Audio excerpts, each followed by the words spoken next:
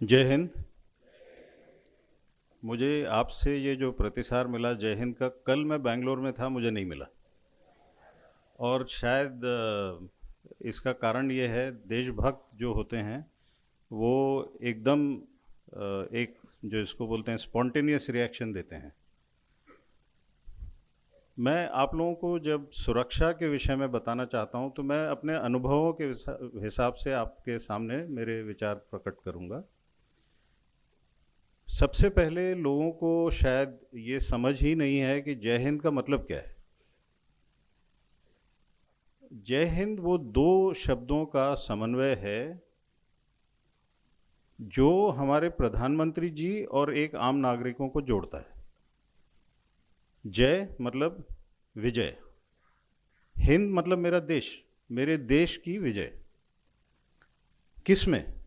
हर क्षेत्र में। चाहे हम ओलंपिक्स में जाएं, चाहे हम आर्थिक रूप से उसको लड़ाई समझें या स्पर्धा समझें, लेकिन विजय होना आवश्यक है।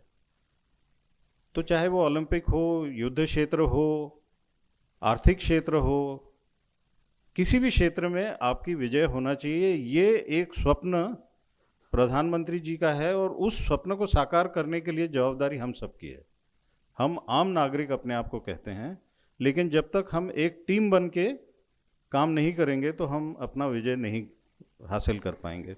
और जब आप विजय हासिल नहीं कर पाते हैं तो उसका एक ही परिणाम होता है और वो है गुलामी। आप अपने इतिहास में देखिए, उस इतिहास में देखिए जो आपको नहीं पढ़ाया गया। उस इतिहास में आप देखेंगे कि किस तरह से आम नागरिक राजा से नहीं जुड़ पाया या राजा आम नागरिक से नहीं जुड़ पाया, और उसकी वजह से एक ही परिणाम हुआ जो 1000 से हमारे ऊपर अत्याचार होते रहे और 1947 तक अत्याचार चलते रहे। तो ये एक, जिसको अंग्रेजी में बोलते हैं विजन, आपका विजन और एक्शन को जोड़ने वाले ये दो शब्द हैं। तो ये मुझे सबसे पहले आपको बताने की आवश्यकता थी। अभी अगली चीज आती है सुरक्षा। अब ये सुरक्षा शब्द, इसको भी समझने की आवश्यकता है। सु मतलब अच्छा और रक्षा मतलब रक्षा। जो अच्छी रक्षा होगी आपकी, उससे देश प्रगति करेगा, समाज प्रगति करेगा। प्रधानमंत्री जी लाल किले से बार बार कहते हैं, 15 अगस्त को कहते हैं कि हमें अपने देश को विकसित करना है और सुरक्षित करना है। अगर इन दो शब्दों को हम समन्वय इसका ठीक नहीं बिठाएंगे तो फिर वही इतिहास दोहराएगा कि हम सोने की चिड़िया बने और फिर गुलाम बने। विकसित हुए, बहुत पैसे कमाए, लेकिन पैसे बचा नहीं पाए, अपने समाज को हम बचा नहीं पाए। आवश्यक है जब हम विकसित होते हैं, साथ साथ हम अपने सुरक्षा के उपाय उसी स्पीड से, उसी रफ्तार से बढ़ाते जाएं। तो ये कैसे होगा? अभी आज की युवा पीढ़ी या आज की वो पीढ़ी जो पावर में है, आमतौर पे हर एक चीज के लिए पश्चिम देशों को या पश्चिम संस्कृति को या पश्चिम में पढ़ाई जाने वाली चीज़ों को कंप्यूटर से डाउनलोड करना चाहते हैं और उसके बाद उसको पढ़ना चाहते हैं। उसकी आवश्यकता नहीं है। आप देखिए, एक हमारे यहाँ पे बहुत अच्छे विचारक हुए, चाणक्य। चाणक्य एक ऐसे विचारक हुए जिन्होंने पहले भी जितनी अच्छी चीज़ें थी उसको सबको एक जगह इकट्ठा किया, एकत्रित किया और एक किताब लिखी जिसका नाम था अर्थशास्त्र। अर्थशास्त्र, अर्थ मतलब इकोनॉमी और शास्त्र मतलब नीतियां जो आपको उसमें शामिल करनी है। तो क्या सिर्फ उन्होंने इकोनॉमी के बारे में बात की? नहीं। उस अर्थशास्त्र में और अन्य कई जितनी उनकी लिखी हुई किताबें हैं उसमें उन्होंने ये बताया कि एक राज्य कैसा होना चाहिए, राज्य कैसा चलना चाहिए।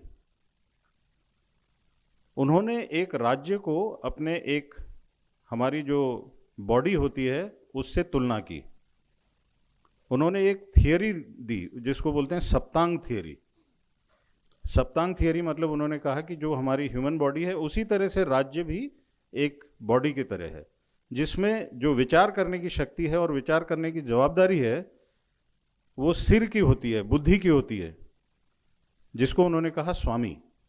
अब आज के परिस्थिति में आप प्रेसिडेंट बोल लीजिए, प्राइम मिनिस्टर बोल लीजिए, राजा बोल लीजिए, किसी भी स्टेट में जो हेड ऑफ स्टेट होता है उसको स्वामी कहा जाता है या राजा कहा जाता है।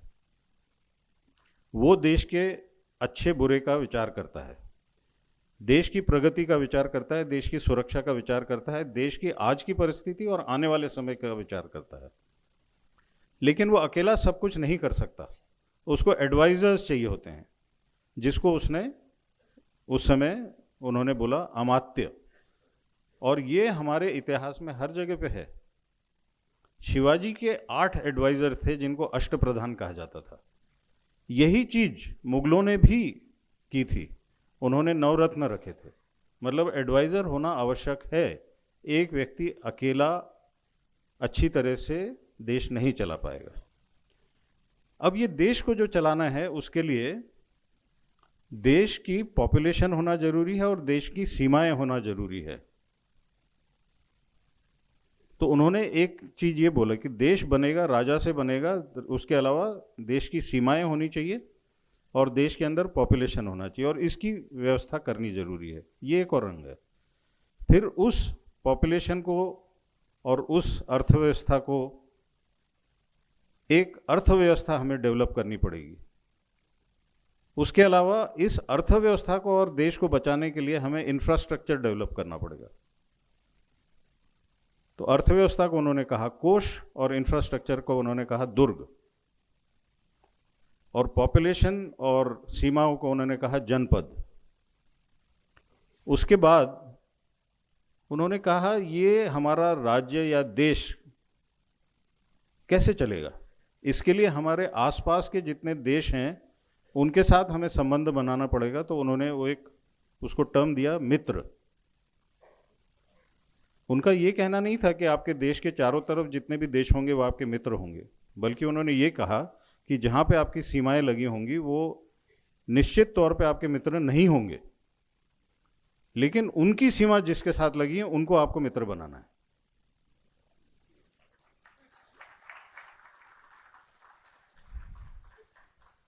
और एक विषय उन्होंने महसूस किया कि ये सबको बचाने के लिए एक सुरक्षा व्यवस्था होना आवश्यक है। और वो सुरक्षा व्यवस्था कैसे होगी, किस तरह से होगी, उसके लिए उन्होंने बोला दंड। दंड का मतलब जितनी भी सुरक्षा व्यवस्था है, और वो सुरक्षा व्यवस्था सिर्फ आंतरिक या बाह्य सुरक्षा के लिए नहीं है, दोनों को मिला के सुरक्षा है। इंटरनल और एक्सटर्नल ये दोनों मिला के एक कॉम्प्रिहेंसिव सिक्योरिटी होती है। मैं यहाँ पे थोड़े अंग्रेजी के शब्द भी यूज करूंगा ताकि आप लोगों को अच्छी तरह से समझ में आ जाए। जो वेस्टर्न थॉट है, वेस्टर्न थॉट आप रिलेट कीजिए उससे कि जो वेस्टर्न थॉट है, खास तौर पे यूरोपियंस, उनका एक ही उद्देश्य होता था कि उन्होंने जाके दूसरे विश्व के दूसरे जगह पे जाके उनका शोषण करना है।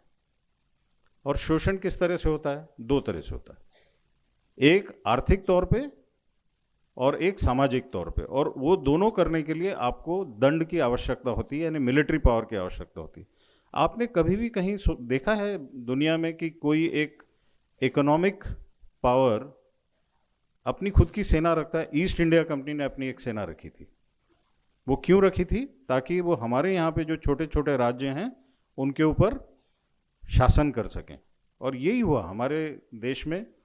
जितनी भी हमारी आर्थिक संपदा थी वो ले जाने के लिए यहाँ पे पोर्चुगीज आए, डच आए, फ्रेंच आए, ब्रिटिश आए, और उनके पास 2 ही चीज़ थी, शोषण करने का उद्देश्य और उसके लिए उनकी आर्मी। उनके लिए नेशनल पावर एक सिक्के के तरीके था, एक साइड में इकोनॉमी और दूसरे साइड में मिलिट्री पावर। क्या भारत में नेशनल पावर इस तरह से देखा जाता है? क्या एशिया में नेशनल पावर को हम इस तरह से देखते हैं? नहीं।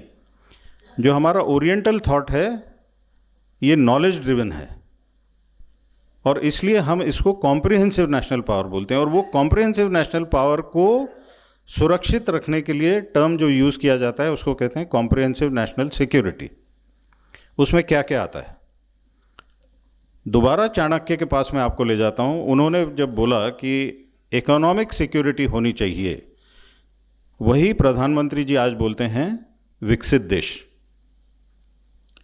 हमें किसी भी वेस्टर्न नेशन के पास जाने की आवश्यकता नहीं है, हमारे ही इतिहास में ये सब कुछ है। अगर आप इकोनॉमिक पावर होंगे तो कोई भी दुनिया का देश आपके सामने आके घुटने टेकेगा। हमारे देश को पहले फ्रेजाइल 5 में बोला जाता था, मतलब हम उन 5 देशों में थे जो खुद का कुछ भी नहीं कर पाते थे। आज हम टॉप 5 में हैं।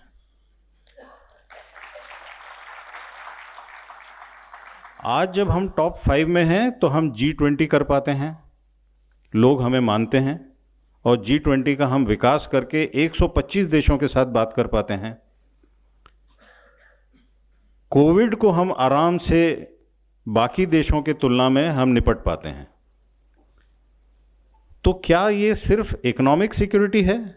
इसके अलावा हेल्थ सेक्टर में अगर आपकी सिक्योरिटी आवश्यक है, अगर आप अपनी वैक्सीन्स बना पाते हैं, आप उन वैक्सीन्स की डिप्लोमेसी में यूज़ कर पाते हैं, ये भी एक कॉम्प्रिहेंसिव नेशनल पावर का हिस्सा है। इंडस्ट्रियल पावर अगर आपके पास है और इंडस्ट्रियल सिक्योरिटी है तो बाकी देशों के सामने आपको घुटने नहीं टेकने पड़ेंगे। यहाँ पे आत्मनिर्भरता आती है, जो बार बार आप टीवी पे और बाकी जगह पे सुनते हैं। जो हम आत्मनिर्भरता भारत मिशन के बारे में बात करते हैं, वो इसलिए करते हैं क्योंकि सुरक्षा की दृष्टि से 1947 में जब हम स्वतंत्र हुए तो हमारे पास वही साजो सामान था जो वर्ल्ड वॉर 2 के बाद अंग्रेज हमारे पास छोड़ के गए। हमारे पास 14 ऑर्डिनेंस फैक्ट्रीज थी, पाकिस्तान के पास एक भी ऑर्डिनेंस फैक्ट्री नहीं थी, लेकिन उन 14 ऑर्डिनेंस फैक्ट्री का जो उत्पादन, उनकी जो क्षमता थी, वो उतनी नहीं थी जिससे हम पाकिस्तान और चीन दोनों को एक साथ निपट सकें। उसके बाद हमने उत्पादन क्षेत्र में प्रगति की और आज वो 14 से बढ़ के 41 ऑर्डिनेंस फैक्ट्री हुई। लेकिन उन 41 ऑर्डिनेंस फैक्ट्रीज की काबिलियत या काम करने का तरीका या काम करने की क्षमता जिस तरह से एक अच्छे देश में होना चाहिए नहीं हुई।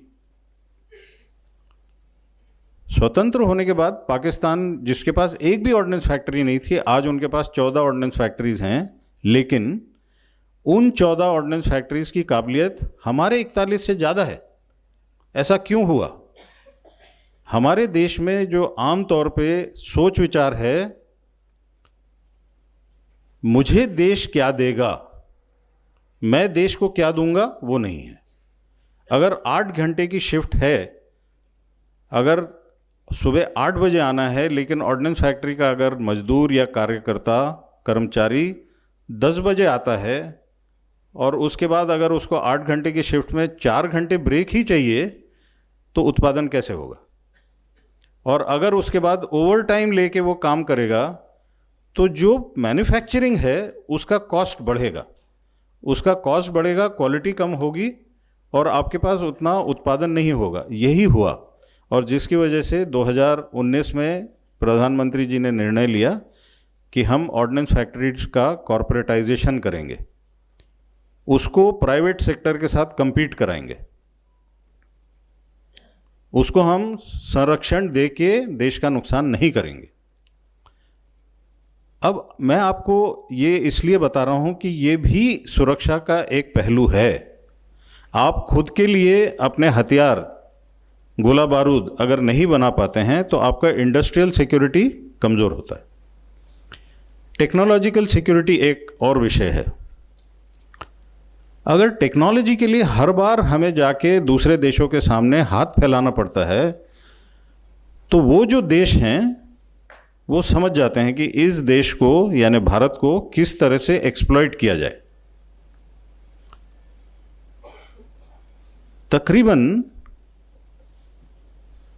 75% युद्ध सामग्री हमारे यहाँ पे रूस से आती थी और बहुत गर्व के साथ हम लोग कहते थे India is the largest importer of military hardware. मुझे लगता है ये तो शर्म का विषय था, लेकिन हम बहुत गर्व के साथ, और ये रियलाइजेशन कई बार हुआ, लेकिन निर्णय उस समय हुआ जब हमने आत्मनिर्भर मिशन लॉन्च किया। हमने कहा जो भी सामग्री की आवश्यकता है उसमें से ज़्यादा हम भारत में बनाएंगे। तो ये जो बड़ी बड़ी कंपनियां हमारे पास आके बोलती थी कि आप हमसे टैंक ले लीजिए, आप हमसे फाइटर एयरक्राफ्ट ले लीजिए, आप हमसे ये खरीद लीजिए, चाहे वो रशिया के थे, इजराइल के थे, फ्रांस के थे, यूएसए के थे, जो भी थे, आज की पॉलिसी अलग है, आज की नीति अलग है। आज हम उनको बोलते हैं आपको जो भी बेचना है भारत में आके जॉइंट वेंचर कीजिए, हमारी कंपनी चूज़ कीजिए, 51% हमारी कंपनी का हिस्सा होगा, 49% आपका होगा। पहले होता था transfer of technology. Transfer of technology में हमेशा आखिरी हिस्सा हमको नहीं दिया जाता था, क्योंकि फिर उतने सालों तक वो कंपनी या वो देश हमारे ऊपर राज करता था और कभी भी ट्रांसफ़र ऑफ टेक्नोलॉजी पूरी हमें नहीं मिली। लेकिन जॉइंट वेंचर जैसे शुरू किया, हमने कहा आप भी हमारे साथ हिस्सेदार बनिए, भारत में आप फैक्ट्री लगाएंगे, हमारे जवानों को, हमारे युवा को नौकरियां मिलेंगी, पैसा हमारे देश में घूमेगा, और हम इसको इतनी अच्छी तरह से बनाएंगे कि हम इसका निर्यात करेंगे, और निर्यात करेंगे तो हमें फॉरेन एक्सचेंज मिलेगा।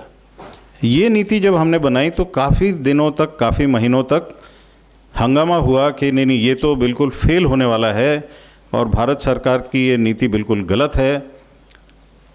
लेकिन हम ये देख रहे हैं 2019 से अभी 2024 ये कुछ फेल नहीं हुआ है। हाँ ठीक है, शुरू में थोड़ी सी दिक्कतें आएंगी। इसके दो मैं आपको एग्जाम्पल देता हूँ कि जो सक्सेसफुल हुआ है। आपने सभी ने ब्रह्मोस मिसाइल का नाम सुना होगा, सुना है? ब्रह्मोस मिसाइल बन रही है भारत में, रशिया और इंडिया का जॉइंट वेंचर है और निर्यात भी हो रहा है। और ब्रह्मोस मिसाइल एक ऐसी मिसाइल है जो टेक्नोलॉजी में भी ऊंची है और बहुत सारे देश हमसे वो लेना चाहते हैं। अब बहुत सारे देश लेना चाहते हैं मतलब ये कोई फरसान नहीं है कि वो आए और हमने दे दिया। उस पर भी हम सोच विचार करते हैं कि हमारी ये जो टेक्नोलॉजी है जिसको हमने देना है वो भरोसेमंद है या नहीं है। ऐसा तो नहीं है कि हमारी टेक्नोलॉजी वो किसी को बेच दे, तो वो भी एक आवश्यक चीज़ होती है। और दूसरी सक्सेसफुल मॉडल अभी वो हो रही है, अभी शुरुआत है। AK-203 एक राइफ़ल है, AK-203, और जो कलाश्निकोव जिसको बोलते हैं उसको AK सीरीज़ बोला जाता है। तो हमेशा से पाकिस्तान से जो जितने आतंकवादी भारत में आते थे वो हमेशा AK सीरीज़ के हथियार लेके आते थे। AK-47, AK-56, AK-72 ये हथियार लेके आते थे। फिर रशिया में जो कंपनी ये बनाती है उसने AK-103 बनाया। हम लोग जब वहाँ पे गए हम लोगों ने देखा कि 103 ठीक है, अच्छा हथियार है। फिर हमने उनसे पूछा कि आप फ्यूचरिस्टिक क्या बनाने वाले हैं? उन्होंने बोला AK-203। हमने कहा हमें यही चाहिए। AK-103 तो आप बनाते रहिए, लेकिन AK-203 बनेगा और बनेगा भारत में। और वो फैक्ट्री भारत में एक जगह है कोरबा, वहाँ पे वो फैक्ट्री बनी और अभी उसका असेंबलिंग चल रहा है। टोटल 7 लाख AK-203 भारतीय तीनों सेनाओं के लिए हम लेने वाले हैं। हर वर्ष उसकी मैन्युफैक्चरिंग तकरीबन 70,000 होगी। 10 साल में हम तकरीबन ये ले लेंगे। उसके बाद हम इसको निर्यात करेंगे, हम इससे पैसे कमाएंगे और उसमें और अनुसंधान करेंगे और हम उसको और आगे बढ़ाएंगे। तो ये एक और जॉइंट वेंचर है जिसमें हम शायद काफ़ी सक्सेसफुल होंगे। जब ये बातचीत चल रही थी रशिया के साथ में, तो पाकिस्तान रशिया के पास गया और उन्होंने कहा कि हमें भी AK-203 दीजिए। यहाँ पे किस तरह से देश लेवरेज करता हो उसका उदाहरण मैं आपको दे रहा हूँ। जैसे ही ये बातचीत पाकिस्तान और रशिया के बीच में चली तो हमने रशिया को ये कहा कि हम नहीं लेंगे अगर आपने पाकिस्तान को AK-203 दी। रशिया ने मना कर दिया। तो कई बार खुद की मजबूती के साथ साथ आपका जो दुश्मन देश है उसको कमज़ोर करना चाहिए, तभी आप कंपटीशन में और आगे जाएंगे। भले ही हमें बचपन से बताया गया होगा, हमारे माँ बाप के संस्कार में ये बताया गया कि आप तेज़ दौड़ें और दूसरे को बाधा न पहुंचाएं, लेकिन जब आप अंतर्राष्ट्रीय व्यवस्था में रहते हैं, इन संस्कारों को अलग ढंग से देखना चाहिए। आपकी जो युद्ध नीति है, आपकी जो सामरिक नीति है, उसमें आपकी लाइन तो बड़ी होनी चाहिए, लेकिन दूसरे की लाइन मिटाने की भी काबिलियत आपकी होनी चाहिए। ये हम लोग कहाँ से सीखे? फौज में आने से पहले मैं हिस्ट्री में एमए कर रहा था और उसका एक सब्जेक्ट था मराठा हिस्ट्री। और मराठा हिस्ट्री मैं बचपन से सीखा। मैं कभी किसी मराठी स्कूल में नहीं गया, क्योंकि मैंने आपको जिस तरह से बताया कि मेरे पिताजी हमेशा भारत के अलग अलग क्षेत्रों में नौकरी करते रहे, तो कभी भी मराठी स्कूल में नहीं जा पाए। लेकिन घर पे हमेशा मराठी बोली गई, जो कि आवश्यक है, मातृभाषा घर में बोली जानी चाहिए। तो मेरी माँ ने, मैं जब क्लास 6 में था तो मुझे एक मोटी सी किताब रंजीत देसाई की लिखी हुई श्रीमान योगी पकड़ा दी और बोला पढ़ो इसको। और उन्होंने कहा देवनागरी में है, हिंदी पढ़ते हो, मराठी भी पढ़ सकते हो, तो क्या फ़र्क पड़ता है। तो करीब 1 महीना लगा वो पूरा पढ़ने में, और बहुत अच्छा लगा, क्योंकि शिवाजी महाराज के बारे में उसमें बहुत कुछ दिया हुआ था। और उसमें दिया हुआ था कई चीज़ें जो मैंने अपने जीवन में आत्मसात की और इस्तेमाल भी की। शिवाजी कभी कैम्ब्रिज या स्टैनफोर्ड नहीं गए। उनकी माँ ने उन्हें शिक्षा दी। उनके गुरु थे दादाजी कोंडदेव। जब तक शिवाजी 17 वर्ष के हुए तब तक दादाजी कोंडदेव जीवित थे। उसके बाद स्वामी रामदास उनके गुरु हुए। कहने का मतलब क्या है? डिग्री का महत्व नहीं है, शिक्षा का महत्व है। अगर शिवाजी के जीवन से अगर सीखा जाए तो वो एक ऑलराउंडेड पर्सनैलिटी थे, जिसमें जो मैंने आपको कॉम्प्रिहेंसिव नेशनल पावर और कॉम्प्रिहेंसिव नेशनल सिक्योरिटी के बारे में बात बताया है, उससे आप बहुत कुछ सीख सकते हैं। हम लोग फौज में अलग अलग टैक्टिक्स और स्ट्रेटजी पे रिसर्च करते हैं, पढ़ते हैं। उसमें से एक महत्वपूर्ण शिक्षा हम हमेशा लेते हैं कि आपका जो दुश्मन है उसका सबसे पावरफुल, उसकी कौन सी व्यवस्था है जिसको आपने कमज़ोर करना है, किस तरह से कमज़ोर करना है, ये आपकी बुद्धिमत्ता है।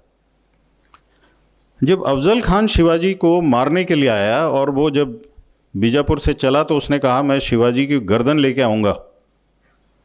शिवाजी ने अपना रायगढ़ किले पे मजबूती से किले पे रहे। और शिवाजी एक ऐसे राजा हैं जो कभी महल में नहीं रहे, हमेशा किलों में ही रहे।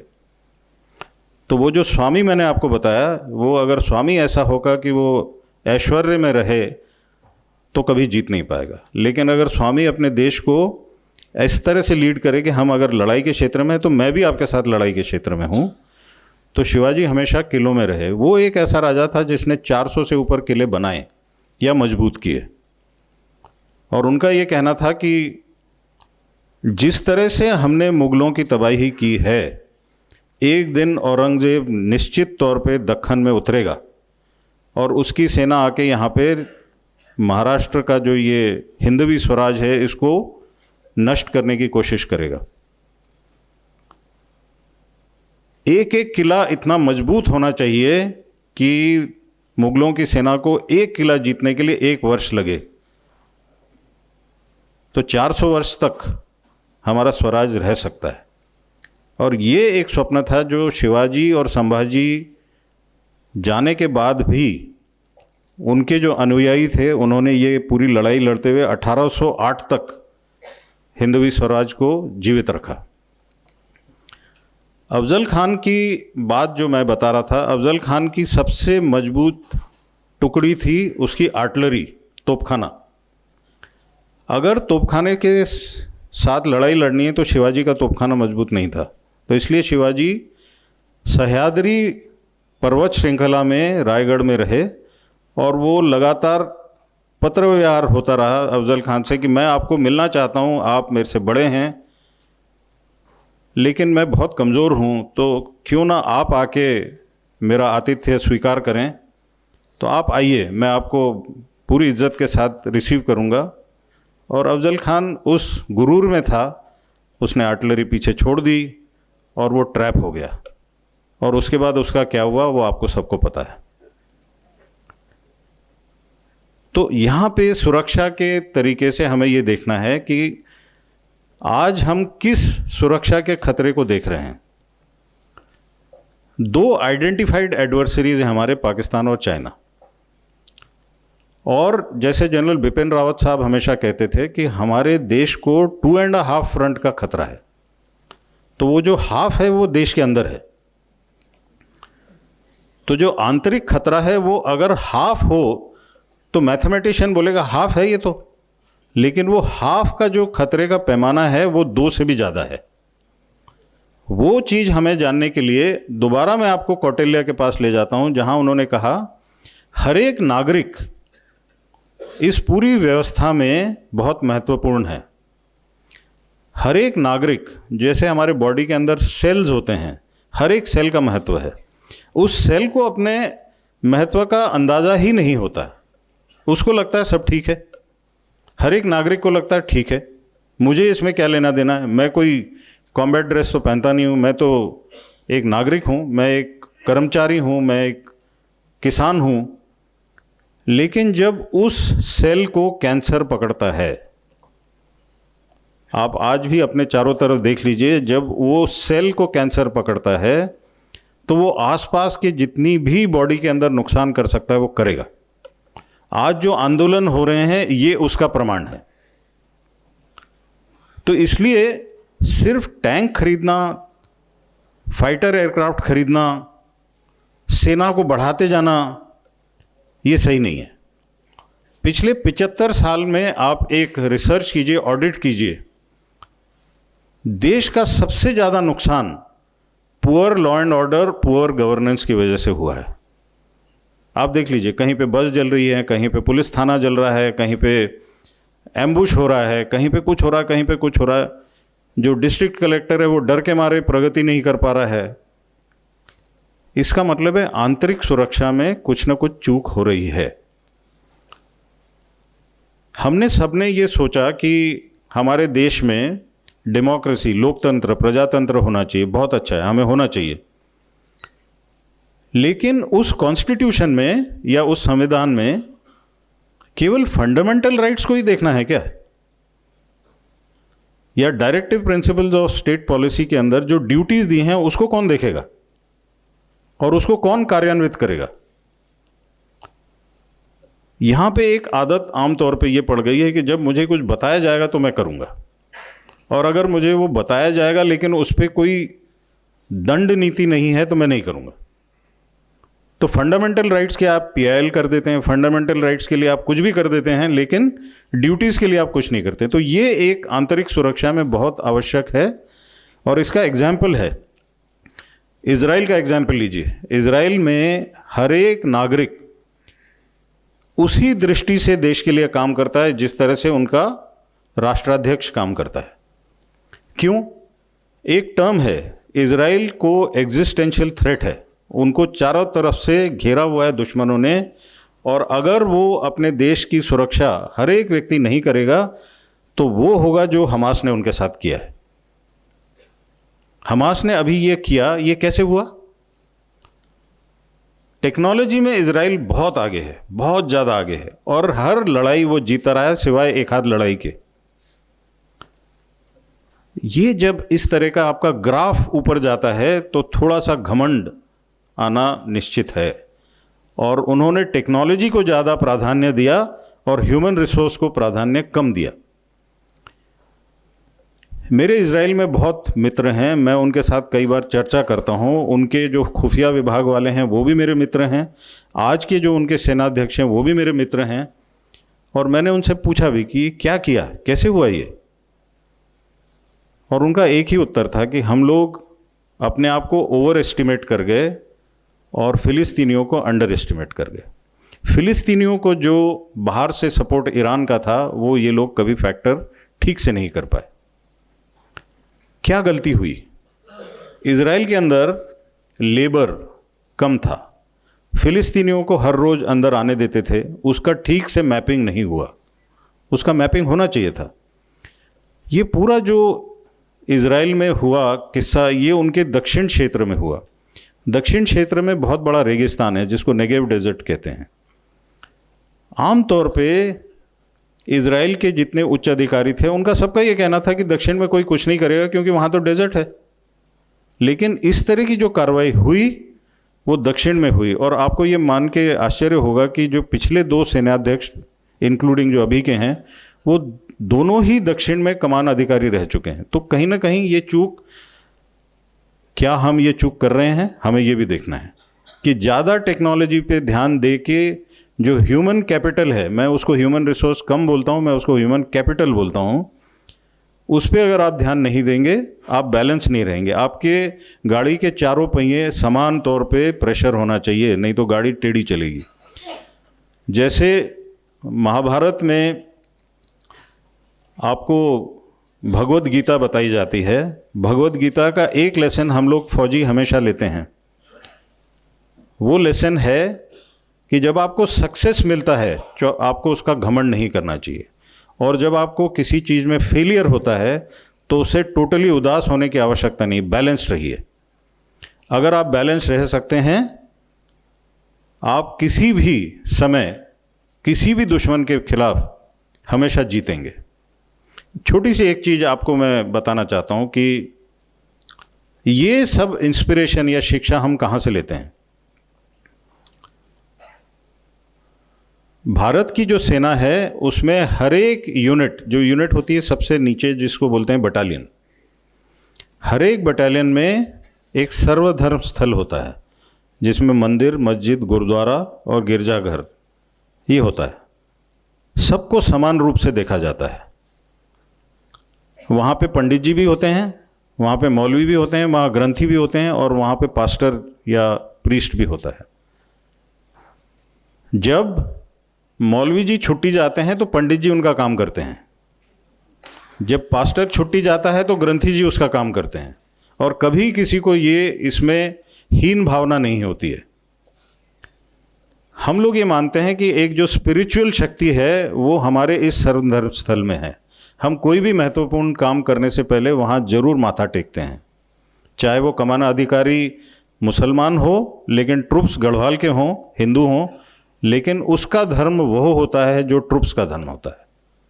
तो ये एक शक्ति हमारे में होती है। तो ये जब हम इस तरह से सोचते हैं तो हमें महसूस होता है कि हाँ, संगठन में हमारी शक्ति है, नेतृत्व की भी शक्ति संगठन में है।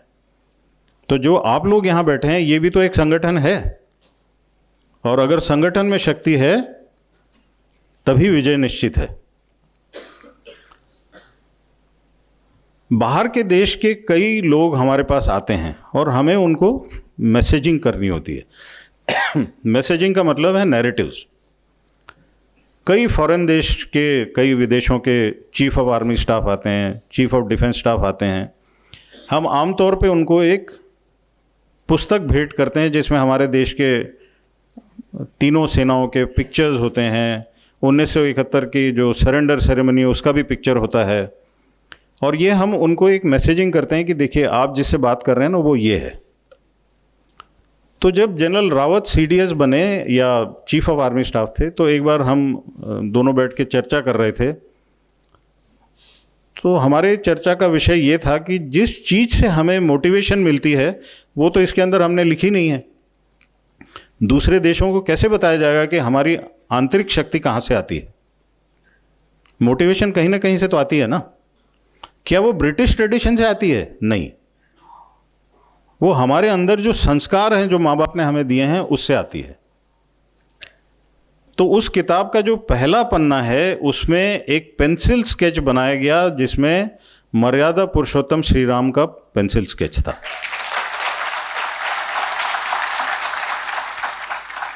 मर्यादा हर एक सैनिक को रखनी चाहिए। शिवाजी ने भी कभी अपनी मर्यादा नहीं तोड़ी। जब उनके सामने एक महिला को लाया गया, उन्होंने उसको बोला कि आप मेरी माँ समान हैं। ये मर्यादा है। लोग कहते हैं कि शिवाजी ने सूरत का खजाना लूटा, तो वो उन्होंने मर्यादा अपनी तोड़ी। उन्होंने मर्यादा नहीं तोड़ी। उस लूट का एक एक पैसा उन्होंने इस्तेमाल किया अपनी नेवी बनाने के लिए। नेवी बनाना, खड़ी करना और मेंटेन करना बहुत ही एक्सपेंसिव प्रपोजिशन है, लेकिन शिवाजी ने सूरत की लूट इसीलिए की थी कि वो अपनी नेवी खड़ी कर सकें, क्योंकि उस समय हमारा जो ट्रेड होता था अरब देशों के साथ, अफ्रीका के साथ, वो समुद्री रास्ते से होता था। और उस समय ये समुद्री लुटेरे कौन थे? अंग्रेज थे, पुर्तगीज थे, डच थे, इथियोपिया के सिद्दी थे। ये लोग लूटते थे, तो इसलिए उन्होंने अपनी नेवी खड़ी की। और जब अभी कुछ महीनों पहले आपने सुना होगा, हमारी भारतीय नौसेना ने अपने फ्लैग से ब्रिटिश चिन्ह हटा के शिवाजी की राजमुद्रा उसमें स्थापित की, उसका कारण ये था।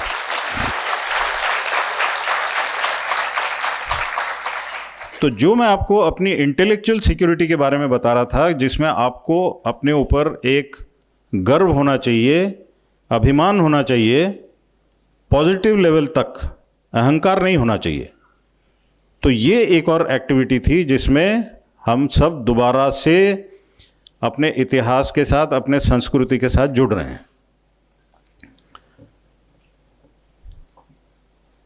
मर्यादा पुरुषोत्तम श्री राम। मर्यादा मैंने आपको बता दिया। पुरुष उत्तम, सबसे उत्तम पुरुष। हम अपने हर एक सैनिक को बताने की कोशिश करते हैं कि आपको सबसे उत्तम पुरुष होना है, क्योंकि देश की पूरी सुरक्षा आपके हाथों में है। आंतरिक भी है और बाह्य भी है। आंतरिक किसके हाथ में है? आंतरिक आमतौर पे पुलिस के हाथ में होने चाहिए। 28 राज्य हैं, 28 राज्य की 28 पुलिस की अलग अलग डिपार्टमेंट्स हैं, और 8 यूनियन टेरिटरीज हैं, उनकी भी अलग अलग हैं। इसके अलावा 6 CAPF हैं, चाहे BSF है, CRPF है, ITBP है। इन सब के लिए मर्यादा पुरुषोत्तम राम एक प्रेरणा के सूत्र हैं। उसके अलावा जो इस किताब का जो लास्ट पेज है, उसमें एक पेंसिल स्केच किसका है? कोई गेस कर सकता है? भगवान श्री कृष्ण का है। क्यों? दुनिया में लोग बोलते हैं क्लॉजविट, सुनजू, पता नहीं क्या क्या नाम लेते हैं कि ये स्ट्रैटेजिस्ट हुए। सबसे बड़े स्ट्रैटेजिस्ट हुए श्री कृष्ण। कहाँ झूठ बोलना है, कहाँ सच बोलना है, जहाँ पे आपका सबसे मजबूत वॉरियर, सबसे मजबूत योद्धा एक डायलेमा में आता है, उसको समझ में नहीं आता है कि लड़ना है, अपने भाइयों को मारना है, नहीं मारना है, उसको किस तरह से मोटिवेट करना है, युद्ध क्षेत्र में मोटिवेट करना है, कोई क्लासरूम या ऑडिटोरियम में बैठ के मोटिवेट नहीं करना है। वो कौन थे? भगवान श्री राम थे, श्री कृष्ण थे। श्री कृष्ण की सेना दूसरे साइड में, श्री कृष्ण इधर, बगैर हथियार के। लेकिन जिस तरह से उन्होंने स्ट्रेटजी बनाई, जिस तरह से उन्होंने पूरी लड़ाई को नियोजित किया, जिसका परिणाम उनको तो मालूम ही था, बाकियों को नहीं मालूम था। इसलिए उस किताब का आखिरी जो पन्ना है उसमें पेंसिल स्केच है जो श्री कृष्ण का है। हमारे यहाँ पे एक बहुत बड़ा ट्रेनिंग एस्टेब्लिशमेंट है मध्य भारत में, मध्य प्रदेश में एक जगह है महू, इंदौर के पास है। वहाँ पे हमारा आर्मी वॉर कॉलेज है, जिसमें हमारे हर एक अफसर को जाके ट्रेनिंग लेनी पड़ती है।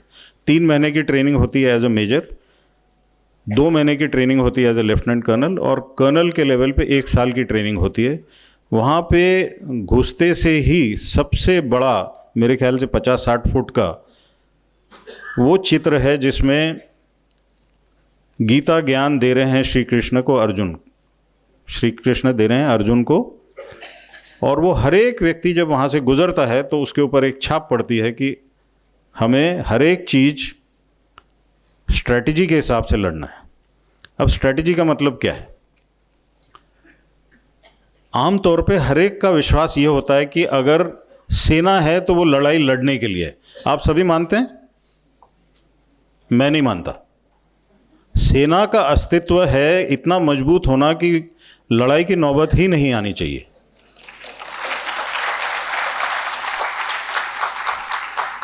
आपकी अगर सेना मजबूत है, आप लड़ाई नहीं लड़ेंगे तो आपके ऊपर नुकसान कम होगा, फिर आप उससे विकसित होंगे और मजबूत होंगे, और जितने आप मजबूत होंगे इसका मतलब ये नहीं कि आप लड़ाई कभी भी नहीं लड़ेंगे।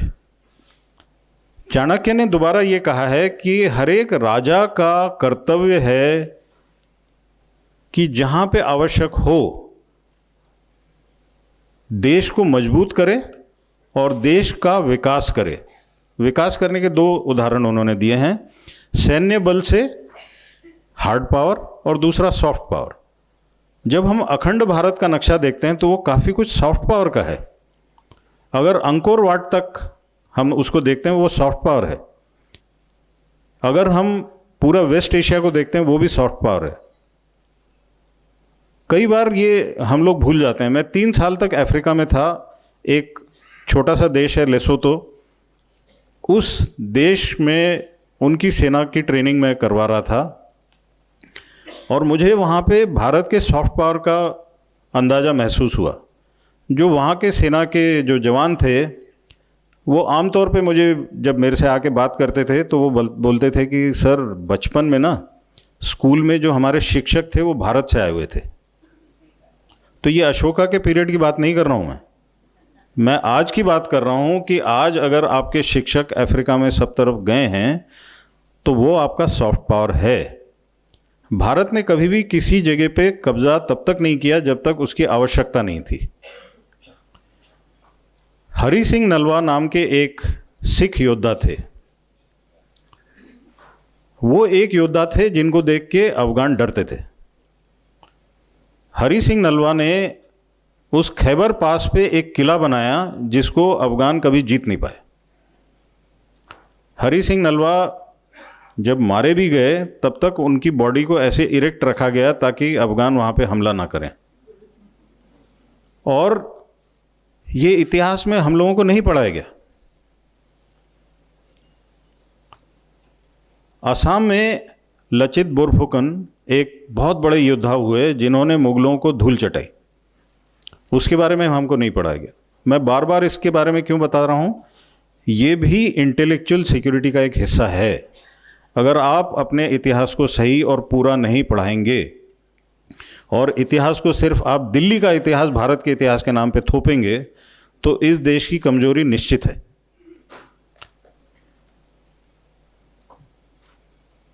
टेक्नोलॉजिकल सिक्योरिटी मैं आपको बता चुका हूं, मैं आपको इंटेलेक्चुअल सिक्योरिटी बता चुका हूं। मैं अभी और कुछ आंतरिक चीज़ें आपको बताने की कोशिश करूंगा जो बाहर से भी रिलेटेड हैं। एक होता है एनर्जी सिक्योरिटी।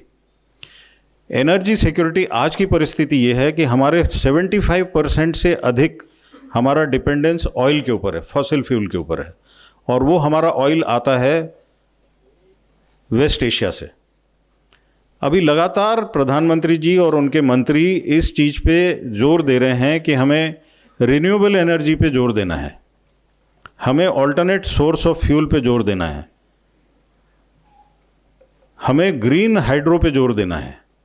और जब तक हम इस पे जोर नहीं देंगे तो जिसको बोलते हैं हमारी पूरी अर्थव्यवस्था उस पे टिकी रहेगी। तो ये एक एनर्जी सिक्योरिटी की आवश्यकता हमें बहुत स्पीड से ओवरकम करना है।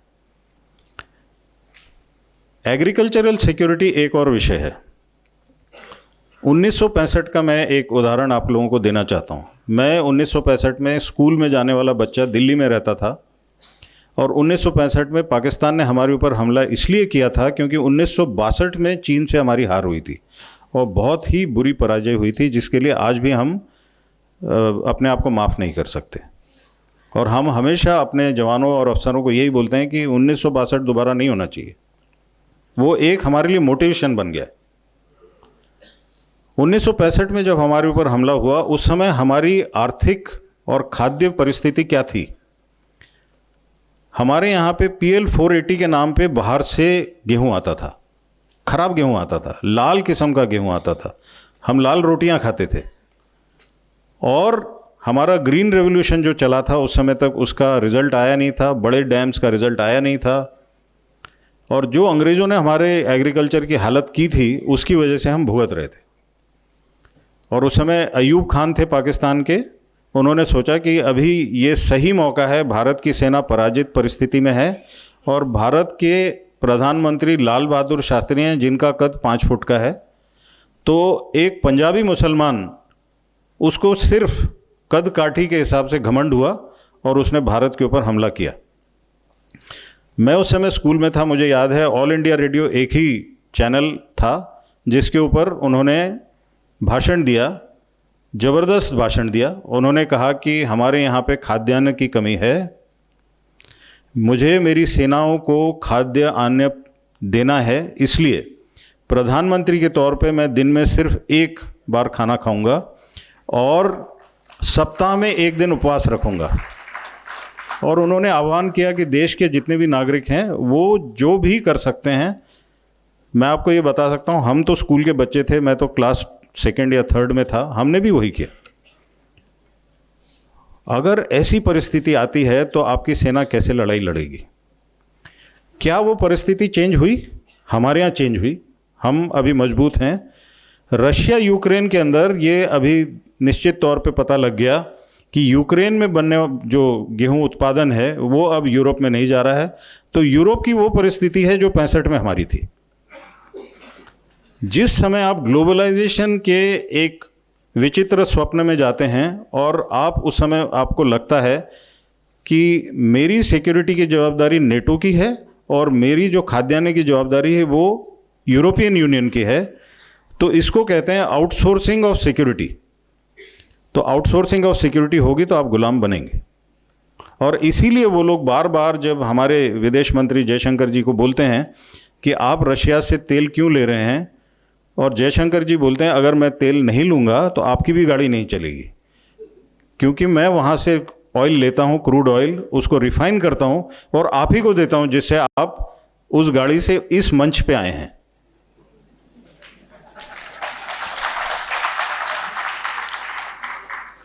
अगला विषय है पॉलिटिकल सिक्योरिटी का। देश के अंदरूनी और बाह्य मामले के लिए पॉलिटिकल सिक्योरिटी और पॉलिटिकल स्टेबिलिटी का होना बहुत आवश्यक है। रशिया और चाइना लोकतंत्र नहीं है, नाममात्र भी नहीं है, और उसकी वजह से क्या होता है, उनके जो राज्याध्यक्ष हैं, पुतिन 20 साल से ऊपर हैं, जी जिनपिंग 3रा टर्म चल रहा है उनका। तो वो एक चीज़ जो उन्होंने शुरुआत की उसको वो आगे तक ले जा रहे हैं। मैं उस जनरेशन का हूं जब मैंने 2 बार ऐसी सरकारें देखी, कोई 50 दिन रह रहा है, कोई 80 दिन रह रहा है, और उसी समय हमारे देश में सब कुछ गलत हुआ। बाहर की तरफ से भी गलत हुआ, अंदर की तरफ से भी गलत हुआ। तो एक ये आवश्यक है कि इतना बड़ा देश है हमारा, इतना बड़ा देश है कि ये तो एक कॉन्टिनेंट के साइज का है, और इसको आप ऐसे कैसे किसी के खिलवाड़ में ला सकते हैं कि कोई सरकार मजबूत ना हो और फिर आप चाहते हैं कि आपका पावर भी बढ़े और आपकी सुरक्षा भी बढ़े? ये कैसे हो सकता है? तो इसलिए देश के नागरिक को, जिसको मैंने बोला आप एक सेल हैं, बहुत आवश्यक सेल हैं, जिसको ये निर्णय लेना है कि हमारे यहाँ पॉलिटिकल स्टेबिलिटी हर समय होनी चाहिए। पाकिस्तान का विषय देखिए, हम दोनों तकरीबन एक साथ ही स्वतंत्र हुए। पाकिस्तान में एक भी सरकार पूरे 5 साल नहीं रही। पाकिस्तान में हमेशा जो सरकार बनी वो पाकिस्तान आर्मी, आईएसआई या अमेरिका या मौलवियों के वजह से बनी, और टिकी उसी समय तक जब तक ये लोग उनको टिका पाए, और उसके बाद वो धराशायी हो जाती थी। नवाज शरीफ ऐसे हैं जो कई बार प्रधानमंत्री बने, और वो जिसको अपॉइंट करते थे सेनाध्यक्ष, वही उनका तख्ता पलट देता था।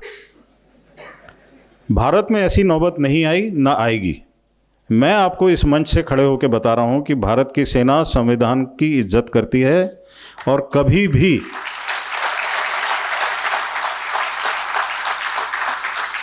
भी ये नौबत नहीं आएगी कि लोगों द्वारा वोट दी गई सरकार को हम कभी भी कुछ करेंगे, कभी नहीं होगा। हम खुद वोट देते हैं, इसलिए हमें अपना पावर आंतरिक क्षेत्र में मालूम है। हमारा आंतरिक क्षेत्र में पावर है हमारा वोट, और बाह्य क्षेत्र में हमारा हथियार। तो हमें बाहर से आपकी सुरक्षा करनी है और अंदर से पॉलिटिकल स्टेबिलिटी को मजबूत करना है, जो वोट के जरिए है। ये एक आह्वान सभी का है कि जो लोग वोट नहीं देते और वोटिंग डे पे पिकनिक मनाते हैं, वो सही लोग नहीं हैं। और इसमें हम सबको आपस में नज़र रखनी है कि कौन लोग हैं जो फंडामेंटल राइट्स मांगते हैं लेकिन ड्यूटी नहीं करना चाहते। तो वो भी एक आंतरिक क्षेत्र में हमें देखना जरूरी है। क्या हमारी अभी की परिस्थिति में जो हमारी पुलिस व्यवस्था है वो काफ़ी है? उसमें टेक्नोलॉजी की आवश्यकता बहुत ज़्यादा है। और अभी जब अमित शाह जी ने जिस तरह से एविडेंस एक्ट वगैरह चेंज किया है और उसमें उन्होंने बोला है कि डिजिटल एविडेंस भी अभी कोर्ट में लागू होगा, उस हिसाब से बहुत सारी चीज़ें अभी पुलिस स्टेशन में और पुलिस कर्मचारियों के ऊपर भी लागू होना बाकी है। आप डिजिटल एविडेंस कैसे इकट्ठा करेंगे? आपके सीसीटीवीज़ को नेटवर्क होना जरूरी है। आपके हर पुलिस कर्मचारी के ऊपर बॉडी कैमरा होना आवश्यक है। उसके दो कारण हैं। उसके ऊपर कोई हमला करता है तो वो एविडेंस इकट्ठा होना चाहिए, और दूसरा, वो पुलिस कर्मचारी जो अपनी जगह से गायब है वो भी मालूम होना चाहिए। और टेक्नोलॉजी से ये दोनों चीज़ें हो सकती है। एक हमारा इंटरनल गवर्नेंस, ये भी एक चिंता का विषय है। इंटरनल गवर्नेंस क्यों चिंता का विषय है? जो निर्णय हम लेते हैं उस निर्णय को हमें स्पीड लाना है, हमें उसमें स्पीड लाने की बहुत आवश्यकता है। अभी भी हम उस ब्रिटिश कल्चर में हैं जिसमें सब कुछ फाइल के ऊपर मूव होता है।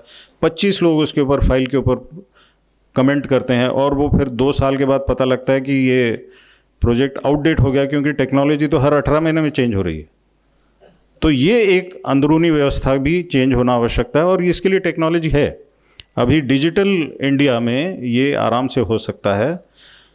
लेकिन यहाँ पे एक थोड़ी सी एक चिंता का विषय अभी और है, जिसको हम बोलते हैं साइंस एंड टेक्नोलॉजी जिस तरह से आगे बढ़ रही है, तो अच्छे लोग उसको आगे बढ़ा रहे हैं लेकिन खराब लोग भी उसी डबल स्पीड से होते हैं। आपकी डेटा सिक्योरिटी की आवश्यकता बहुत ज़्यादा है। डिजिटल सिक्योरिटी, डेटा सिक्योरिटी, और ये नई टाइप की जो लड़ाई है जिसमें साइबर आता है, इंफॉर्मेशन वॉरफेयर आता है, जिसमें परसेप्शन शेपिंग नैरेटिव्स होते हैं, इसकी बहुत आवश्यकता है। अगर आप सबको अगर ऐसा लगता है कि आप व्हाट्सएप यूज़ कर रहे हैं, फेसबुक यूज़ कर रहे हैं, इंस्टाग्राम यूज़ कर रहे हैं, सब मुफ्त में है, मुफ्त में कुछ भी नहीं है। आपका डेटा पूरा बाहर जा रहा है, आपके मार्केट्स को पूरा वो डेटा कंट्रोल कर रहा है। आर्टिफिशियल इंटेलिजेंस के बारे में आजकल बहुत ज़्यादा चर्चा है। Quantum computing, quantum communication, quantum sensing की बहुत ज़्यादा बातचीत होती है। जैसे जैसे आप टेक्नोलॉजी की बात करते हैं, उसके साथ साथ युवा पीढ़ी को ये देखना है कि इनका एप्लीकेशन कहाँ पे है जिससे हमारी व्यवस्था इम्प्रूव हो, और वहाँ खतरा कौन सा है। जैसे हमारा डेटा है, डेटा पूरा इकट्ठा होता है, डेटा का मैनिपुलेशन पॉसिबल है, डेटा का पॉइजनिंग पॉसिबल है, और वो कौन करेगा? वो लोग करेंगे जो आपके ऊपर दोबारा से वर्चस्व रखना चाहते हैं। तो इसलिए अपने डेटा को सुरक्षित रखना, डेटा जनरेशन क्योंकि फ्री है इसलिए उसको यूज़ करना ये भी गलत है। मैं हर बार पूछता हूँ कि हमारा फेसबुक का वर्जन कहाँ है, हमारा व्हाट्सएप का वर्जन कहाँ है। तो जितने भी IITs हैं और जितने भी हमारे युवा हैं, इन लोगों को ये देखना है कि हमारी इन चीज़ों को हमें लाना आवश्यक है। ये एक चैलेंज है। हम आज यूनिवर्सिटी में बैठे हैं, यूनिवर्सिटी में ये मैं खुलेआम बोल रहा हूँ। स्पेस में हमने बहुत प्रगति की है, इसरो ने बहुत प्रगति की है। उसमें खास तौर पे हमने आत्मनिर्भर के रास्ते पे प्रगति की है, क्योंकि हमारे ऊपर सैंक्शंस लगे थे जब हमने न्यूक्लियर ब्लास्ट किया था। तो वो तो हमारा ट्रायल था, लेकिन उसका फ़ायदा उठाते हुए हमारे ऊपर सैंक्शंस लगे थे। अब्दुल कलाम जैसे एक प्रतिष्ठित साइंटिस्ट थे जिन्होंने मिसाइल प्रोग्राम और स्पेस प्रोग्राम को, सतीश धवन थे, जिस शहर में हम बैठे हैं उसी के प्रोडक्ट थे, जिसमें उन्होंने स्पेस में जो प्रगति की, उन लोगों का योगदान है कि जो हम आज चांद के दक्षिण ध्रुव में लैंड कर सकते हैं, जो बाकी लोग नहीं कर पाए। तो जिस सेक्टर को आपको बढ़ाना होता है उस सेक्टर में आपको कुछ रियायत देना आवश्यक होती है। इंफॉर्मेशन वॉरफेयर एक और चीज़ है जिससे बहुत ज़्यादा चिंता का विषय है, क्योंकि जैसे जैसे आप डिजिटाइज होते हैं, सोसाइटी जिस तरह से डिजिटाइज होती है उस तरह से मैसेजेस आपको आते हैं, आपके दिमाग को वो कब्जा करते हैं। टिकटॉक नाम का एक एप्लीकेशन है, आपको लगता है टिकटॉक चाइना का बना हुआ है तो टिकटॉक में जो फूहड़पंथी है वो उसी तरह से चाइना के युवाओं को दिखाई जाती है? नहीं, चाइना के युवाओं को टिकटॉक पे वो दिखाया जाता है जो उनको करना है, और हमें ये जो दिखाया जाता है कि आप कितने घटिया लोग हैं, आपके बड़ों के बारे में आपको गलत बताया जाता है। तो इन्फॉर्मेशन वॉरफेयर भी एक ऐसी चीज़ है जो आगे की लड़ाई के लिए अति आवश्यक है। हमें सबको अपने बच्चों को यही बताना है कि जैसे वो अमिताभ बच्चन का शो होता है जिसमें फास्टेस्ट फिंगर बोलते हैं, हमें इन्फॉर्मेशन वॉरफेयर में फास्टेस्ट फिंगर नहीं बनना है। हमारे यहाँ पे सामाजिक व्यवस्था है, पारिवारिक व्यवस्था है। अगर कोई मैसेज आता है, अच्छा मैसेज आता है, उसको आगे भेजिए। खराब मैसेज आता है उसको बिल्कुल वापस कीजिए। जिसने भेजा है उसको बोलिए किसने भेजा ये, वो एकदम वहीं पे ख़त्म हो जाता है। जहाँ पे आपको डाउट है, आपके बड़े बता, हर एक देश का जो आर्थिक संकट आया कोविड के बाद में, ठीक है हम लोग उसके थ्रू इतना नहीं गुजरे, बट यूरोप की हालत देख लीजिए, अमेरिका की हालत देख लीजिए। हमें उससे सुरक्षित रहने की आवश्यकता है। केमिकल भी एक ऐसा है जहाँ पे आप कहीं पे सुनते हैं कहीं एक्सप्लोजन हुआ, कहीं पे गैस लीक हुई। काफ़ी लोग इस सभागृह में ऐसे होंगे जिन्होंने यूनियन कार्बाइड भोपाल का सुना ही नहीं होगा, आपको जानकारी नहीं होगी। लेकिन थोड़े दिनों पहले कोविड के बाद विशाखापट्टनम में क्या हुआ आपको मालूम है? तो जहाँ पे भी गैस लीक होगी वहाँ पे नुकसान होगा। क्या हम उसके लिए तैयार हैं? बाकी देशों में इसके लिए स्कूल में रिहर्सल होती है, हमारे यहाँ पे स्कूल में इस चीज़ की रिहर्सल नहीं होती है। अब हर एक चीज़ तो मोदी जी नहीं बताएंगे ना, हम लोगों को खुद कुछ ना कुछ तो करना है। तो यही चीज़ बता के मैं आपसे आज्ञा लेना चाहूँगा। लेकिन प्रश्न जितने भी आप पूछेंगे, ये एक विषय जो मेरा था, इस पे मैं 4 घंटे बात कर सकता हूँ, लेकिन इतना समय नहीं है। तो आप लोग जो पूछेंगे उसका जवाब मैं दूंगा। धन्यवाद। जय हिंद।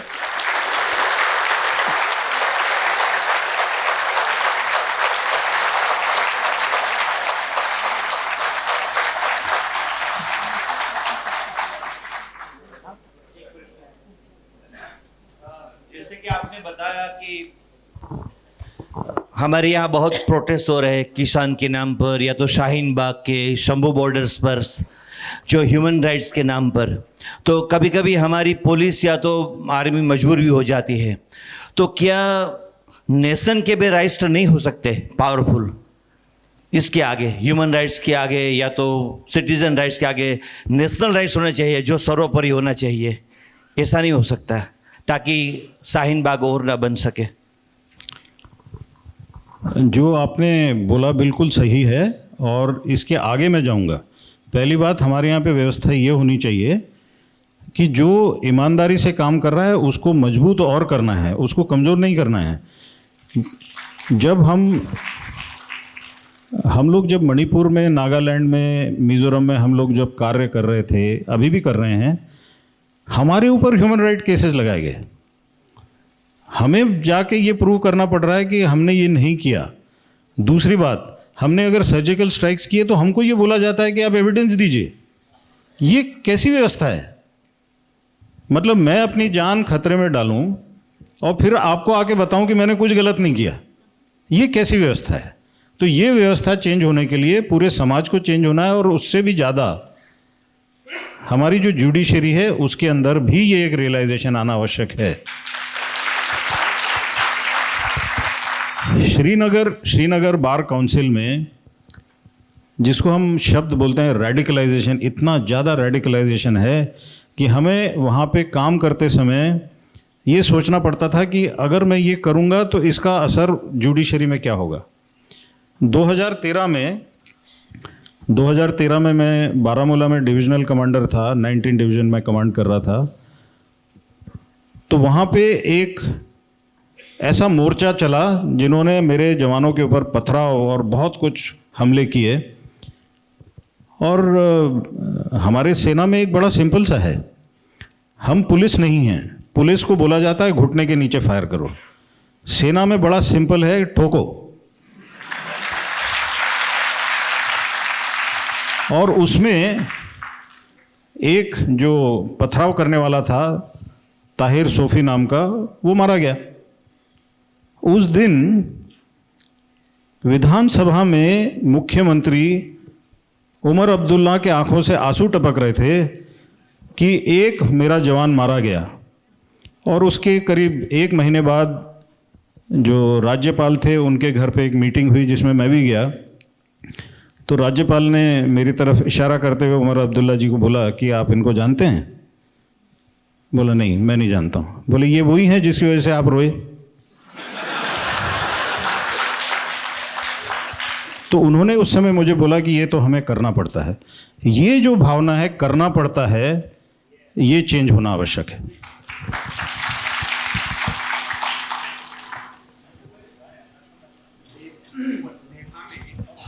जसवंत सिंह गढ़ है और वो जसवंत 3 दिन तक कहते हैं चाइना के साथ में उसने वो लिया। जसवंत सिंह ने 3 दिन तक चाइना का 62 में पूरा सामना किया।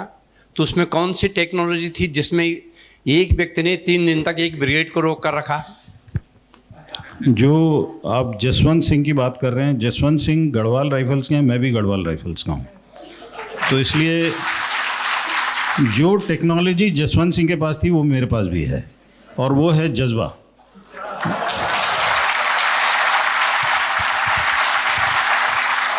और सबसे बड़ी बात है कि हम आज भी जसवंत सिंह को भूले नहीं हैं। ऐसे कई जसवंत सिंह हैं जिनको लोग भुलाने की कोशिश करते हैं, हमें भूलना नहीं चाहिए। नमस्ते। आगे के प्रश्न ऊपर से नमस्ते, हितेश गोपानी। जो हमारे देश में डेमोग्राफी चेंज हो रही है, बाहर से आके जो लोग जैसे रोहिंग्या घुसपैठ करा के उसको पूरा सपोर्ट दिया जा रहा है, आधार कार्ड से लेके इलेक्शन कार्ड तक। तो इनकी सुरक्षा के लिए, आंतरिक सुरक्षा के लिए क्या प्रावधान है और इनको रोकने के लिए क्या करना चाहिए? पहली बात, किसी भी लोकतंत्र में लोकतंत्र की मजबूती वोटर होता है, और आपके जो दुश्मन हैं उन्होंने ये महसूस कर लिया कि अगर आज आपकी मजबूती है तो इसको कमजोरी यही किया जा सकता है कि बाहर के लोगों को अंदर डाला जाए। अब जो हमारे संविधान के अनुसार जिसकी जवाबदारी है बॉर्डर को सील करने की और बॉर्डर को पेट्रोलिंग करने की, संविधान के अनुसार वो जहाँ पे भी सेटल्ड बॉर्डर्स हैं वहाँ पे पुलिसकर्मी, चाहे वो बीएसएफ के हैं, चाहे आईटीबीपी के हैं, चाहे वो एसएसबी के हैं, उनकी जवाबदारी है। कई जगह पे फेंसिंग भी की गई है। वहाँ पे बॉर्डर से अगर इतने लोग आ रहे हैं तो उसके 2 कारण हो सकते हैं। एक तो फेंसिंग की या उस इंसान की कमज़ोरी है किसी भी तरह से, या दूसरा कि जो अंदर ढकेलने वाले हैं वो इनके साथ मिले हुए हैं। ये दूसरी वाली व्यवस्था ज़्यादा चिंतित करने वाली है, और इसको मजबूत करने के लिए वो जो मैंने आपको बताया, हर एक नागरिक एक ह्यूमन बॉडी का सेल है। अगर वहाँ पे कैंसर होगा तो ये लोग अंदर आएंगे। जो आप बता रहे हैं आधार कार्ड, वोटर आईडी, ये सब कौन दे रहा है? हमारे अंदर के ही लोग दे रहे हैं। इसके लिए मैं अमेरिका को, रशिया को, चाइना को दोष नहीं दे सकता। अगर हमारे अंदर ही गद्दार बैठे हैं जो इस चीज़ को फैसिलिटेट करते हैं 10 रुपये के लिए, 100 रुपये के लिए, 200 रुपये के लिए, तो फिर देश सुरक्षित कैसे रहेगा? तो इसलिए अपना काम करने के साथ साथ नज़र रखिए। दोबारा मैं आपको इज़राइल का एक उदाहरण देता हूँ। मैं इज़राइल में जब गया था और मुझे उनके दक्षिण के एक शहर इलाट जाना था, तो उस समय जो मेरा टैक्सी ड्राइवर था, वो मैं जब टैक्सी में बैठा तो मुझे आश्चर्य हुआ, क्योंकि उसकी गाड़ी में मराठी संगीत चल रहा था। तो मैंने पूछा भाई ये कैसे? तो बोला मैं बॉम्बे का हूँ लेकिन इज़राइल का नागरिक हूँ, लेकिन घर पे मराठी बोलता हूँ।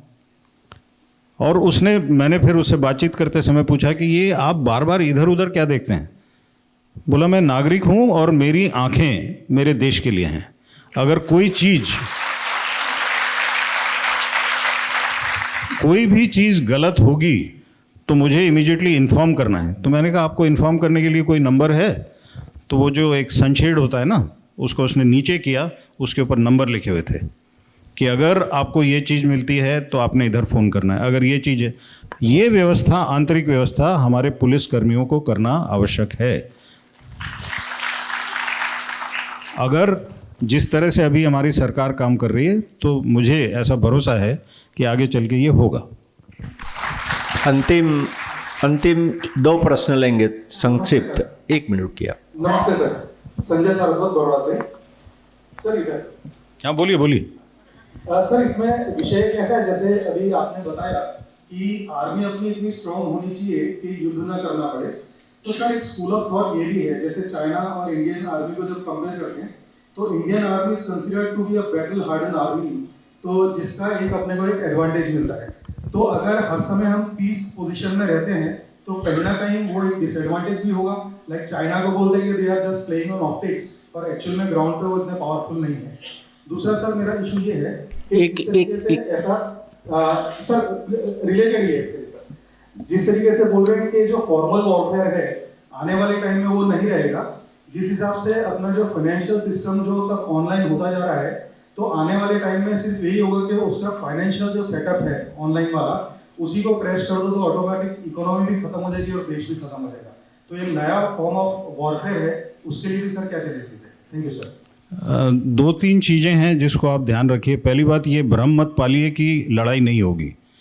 ये रशिया यूक्रेन की लड़ाई देख लीजिए, इसराइल की लड़ाई देख लीजिए। हम सबको बताया जाता था कि वो अभी समय बदल गया है और लड़ाई नहीं होगी।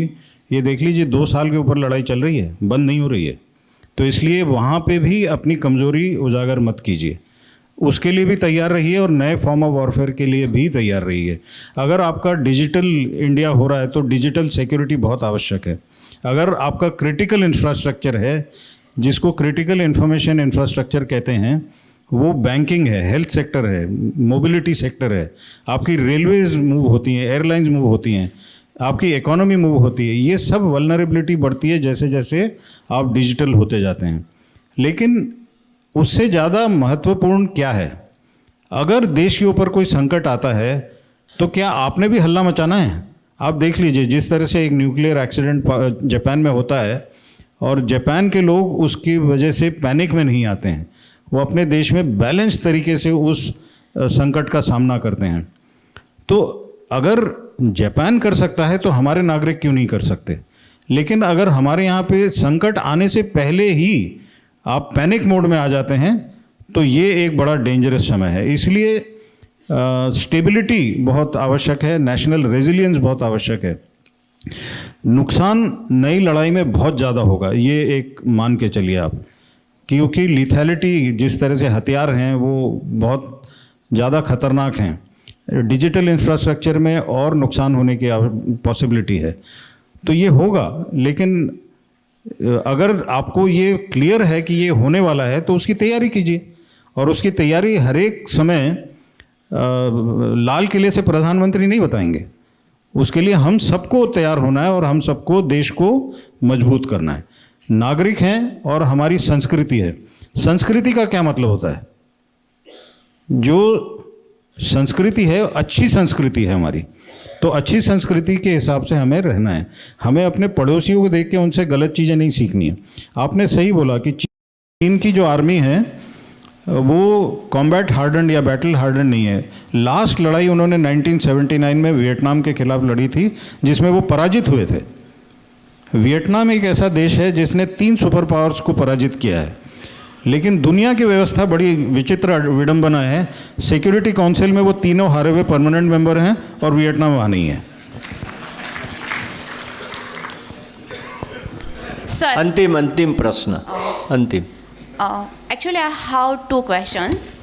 एक सबसे पहले जो क्वेश्चन पूछा गया था कि ये जो प्रोटेस्ट वगैरह हो रहा है उसके 26 नवंबर 1949 अंबेडकर जी ने संसद में अपना जो वक्तव्य दिया, वो वक्तव्य की शुरुआत में हिंदी में बता रही हूँ।